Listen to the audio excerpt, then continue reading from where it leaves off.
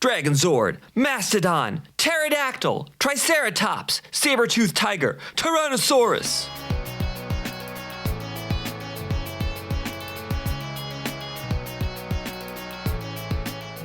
Hey everyone, thanks so much for joining me for Chronicles and Collecting, where we're going to be taking a look at the FigZero Mighty Morphin Power Rangers Core Ranger set, Green Ranger, and Dragon Shield Red Ranger. The Core Rangers and Green Ranger came out in November of 2021 and retailed for $100 each, or you could get a combo pack of all 6 for $550. The Dragon Shield Red Ranger came out in September 2021 and retailed for $120. And of course, these figures are based on the legendary Teenagers with Attitude from the first 3 seasons of the long-running Mighty Morphin Power Rangers, which ran for 145 episodes from August 1993 to November 1995. And the footage for these first 3 seasons came, in part, from Karu Senti's Zio Ranger, a 50-episode series which ran in Japan from February 1992 to February 1993. It's Morphin time! So I'm not the hugest fan of 1/6 scale figures, but it seems like all the ones that I pre-ordered seem to be coming out at the same time, so I guess we'll look at them for a few weeks. So the main reason I went with these is I was hoping for kind of extreme posability. So let's quickly take a look and kind of we could check that out. You know, obviously I'll do the posing portion later, but yeah, you can see just pretty awesome. Kind of everything you could want to do. You got the ankles, you got the knees, you got the hips. And since it's kind of cloth, all the, you know, points of articulation are sort of hidden, which is awesome. You take a look at this helmet. This helmet's really nice. The shield is really nice, though it seems like maybe it gets scuffed a little easily. Not sure about that. See the nice detailing on the belt, and that says Power Rangers, so that's kind of more the American version, as well as a little holder here for the dagger. I'm not going to take every single one of these out right now. I'll put them all on the rotating stand, but they're pretty much all the same thing with different color swaps. Obviously, the Pink Ranger has a skirt, but otherwise they're pretty much the same. Dragon dagger. We have the sword, and these. The weapons are just so nice. The detailing is nice. They just seem so high quality. I think that if you want to do some sort of posing that really has to do with the weapons, I would definitely recommend these figures, at least for that reason. It's kind of unclear to me if these are supposed to be sort of like battle worn or if they're just a little scratched. My guess is got to be battle worn because these things are pretty well packaged, but can't say for sure. And then obviously each Ranger has sort of a number of hands, which you don't have to kind of go through, and then each one has their signature weapon.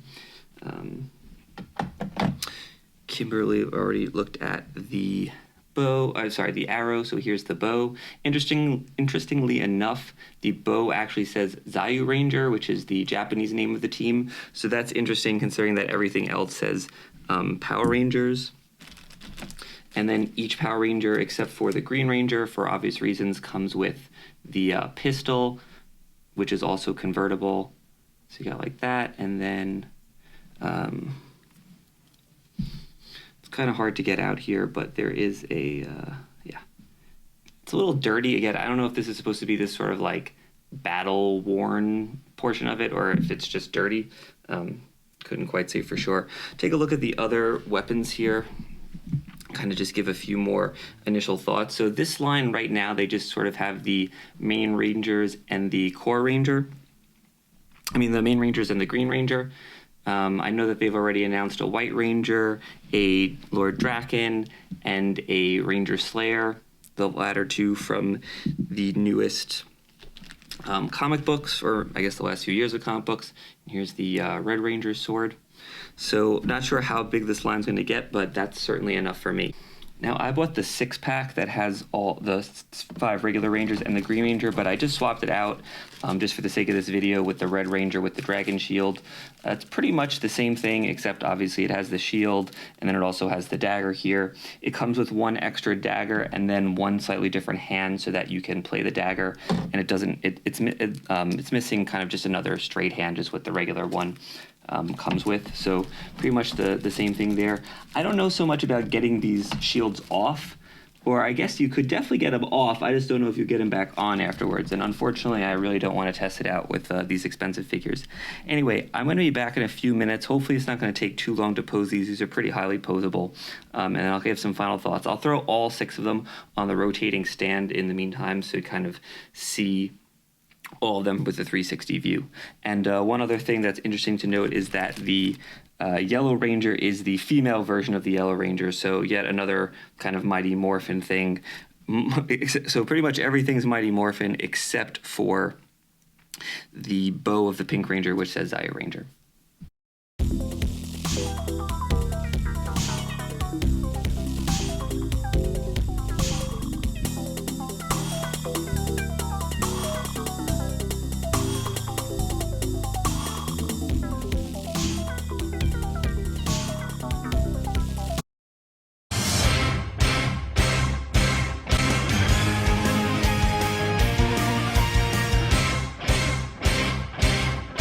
And we are back, and we have the Power Rangers here doing the Ginyu Force pose.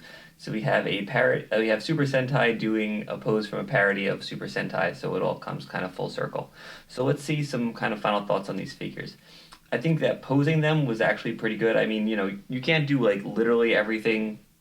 Bending on the knees is a little hard and stuff like that, but I was able to take a pose that was certainly not intended and kind of be able to do it fairly easily, minus Billy standing on one leg, which, I can't blame for being that hard. Obviously you're going to need a stand for that, and I had a nearby Batman 1/6 scale stand. These do not come with stands, so pick them up if you need to do them. I would say generally, unless you're really going to have them in something really wacky, they do pretty much stand on their feet, and I'm pretty confident that unless I bump into these, they're not going to fall over.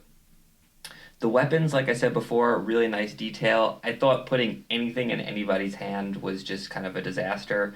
The pegs were falling off, the pegs are falling out of the arms. Now I'm trying to get it back in. Trying to find the right hand for some of the weapons is impossible. I was trying to find the hand to have the Green Ranger hold the power blaster. I tried every hand, none of them seemed to work, so I eventually gave up. The Power Blaster itself I thought was a really cool idea. They used magnets to attach the Blue Ranger's lance and the Yellow Ranger's sort of daggers on the bottom. Unfortunately, the magnets are not really strong enough, kind of specifically for the Blue Ranger, so they're just kind of like wiggling in place there. Also, kind of importantly, the manual doesn't mention that there's magnets in there. It's just sort of like, put these on, and I'm like trying to put them on. I was like, is there a magnet? I couldn't quite tell. I eventually watched a different video where they said there was a magnet, so that made sense. Also, when I'm watching the other video, I saw that they kind of had the scratches on the weapons at the same place, so I guess they are intended to be battle-worn, which is sort of what I thought. Personally, I don't really like that as a choice. I'd rather just sort of have clean weapons, but on the bright side, I guess if there's a scratch or something, you won't really notice because they're scratched by design. So all in all, I guess the question is, do you want all these figures or some of these figures? I think if you have something particular in mind to do with them, like I really want to do this Ginyu Force pose with them, I think it's, I think they're pretty cool. They're pretty expensive, but they're nice. Might need to pick up a few stands on the side, but no big deal. If you want to do poses with them holding the weapons, it'll probably be frustrating getting them in the hands, but I think once they're up, they should probably stay up, except for maybe the Power Blaster, which, like I said, I was not able to get in anyone's hands. In the promo picture, it's done, so I'm sure that it is possible with some combination of hands or holding or setup or something, so I'm sure that's fine.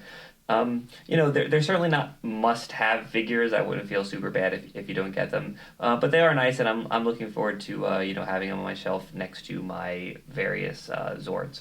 Anyway, thanks so much for checking out this video. I do figure reviews on Wednesday. That's typically figures from the last, few months, something newer. And then I've been trying to do a few Fridays a month, something kind of more retro. But please join me for next Wednesday's episode where we are going to take a look at the VF-31J Siegfried from the new Macross Delta movie. Thanks so much and keep collecting.